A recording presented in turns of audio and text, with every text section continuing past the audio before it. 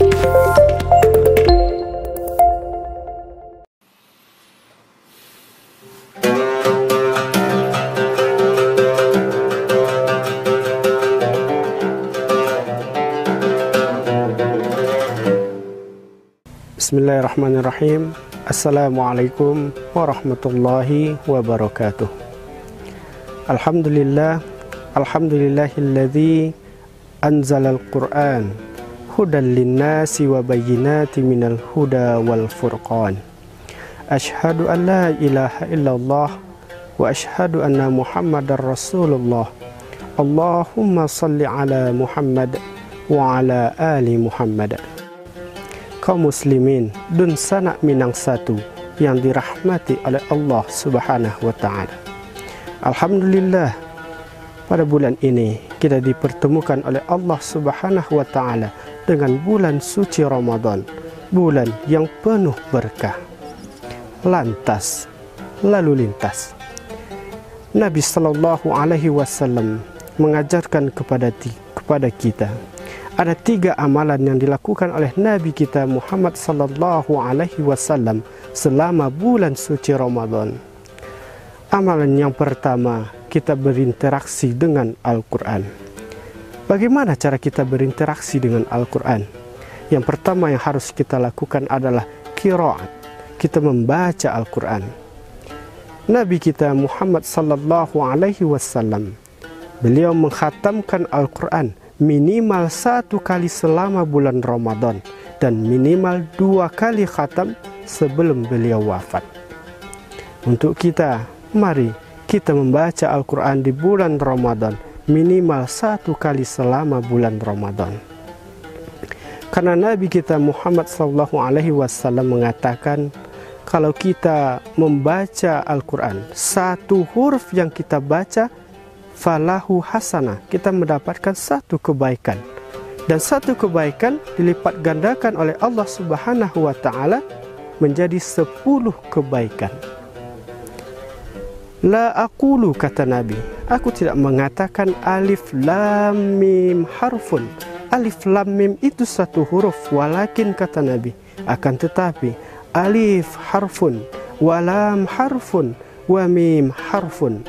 Alif 1 huruf, lam 1 huruf, dan mim 1 huruf. Kalau kita membaca Al-Quran 1 kali khatam, berapa huruf yang kita baca dan berapa kebaikan yang kita dapatkan. Kemudian cara kita berinteraksi dengan Al-Quran yang kedua, kita tilawah, kita pahami isi Al-Quran. Banyak di antara kita yang menghafal ayat-ayat Al-Quran. Dia sudah hafal surat An-Naba, dia sudah hafal surat Ad-Duha, tetapi dia tidak memahami apa kandungan yang ada di dalam Al-Quran, apa kandungan yang ada di dalam surat yang telah ia hafal. Untuk itu, maka selama bulan Ramadan ini, targetkan 1 juz saja minimal kita bisa memahami isi Al-Quran. Interaksi yang ketiga, mari kita tahfidz, kita hafal Al-Quran. Karena dengan usia yang kita miliki hari ini, tidak malukah kita dengan anak-anak kita, cucu-cucu kita, kemenakan kita? Mereka sudah banyak yang hafal Al-Quran, puluhan, bahkan 30 juz dia sudah hafal. Tapi kita dengan usia yang sudah tua ini, masih saja 1 juz saja masih belum kita tuntaskan.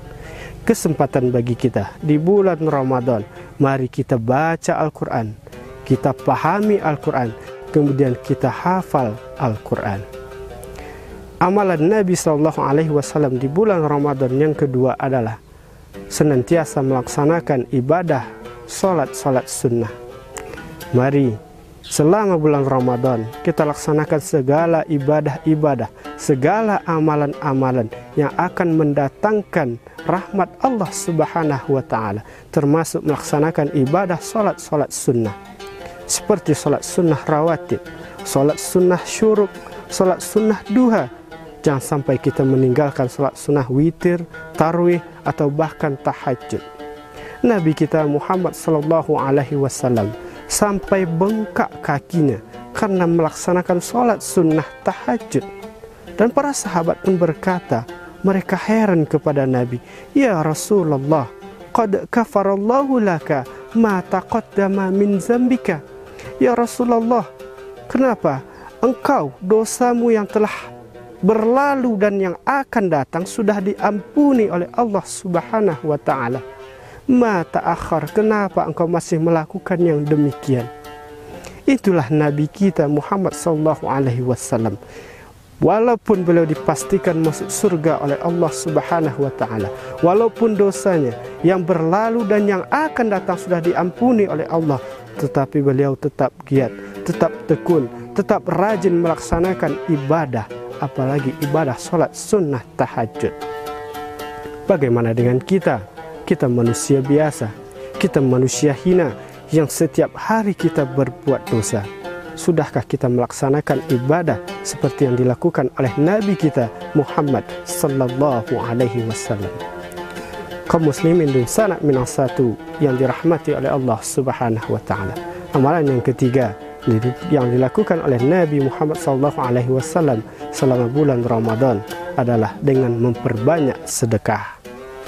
Di bulan Ramadan, mari kita sisihkan harta kita di jalan Allah Subhanahu wa taala. Biarlah kita berinfak 100.000 rupiah, tetapi kita ikhlas, daripada kita berinfak 1.000 rupiah tetapi diiringi dengan sifat riya. Selama Ramadan, jika kita memiliki atau kekurangan harta, sisihkan 30.000 rupiah, maka dalam satu hari kita bersedekah, berinfak 1.000 rupiah, dan rutin itu kita lakukan selama 1 bulan penuh di bulan Ramadan. Yang penting kita bersedekah istiqomah. Kita bersedekah 1.000 rupiah tetapi setiap hari. Jangan kita sedekah 100 rupiah, 100.000 rupiah tetapi hanya 1 kali saja. Semoga bermanfaat, terutama bagi dan sanak minang satu yang mendengarkan, dan teruntuk Pak Anton yang baru lewat. Assalamualaikum warahmatullahi wabarakatuh.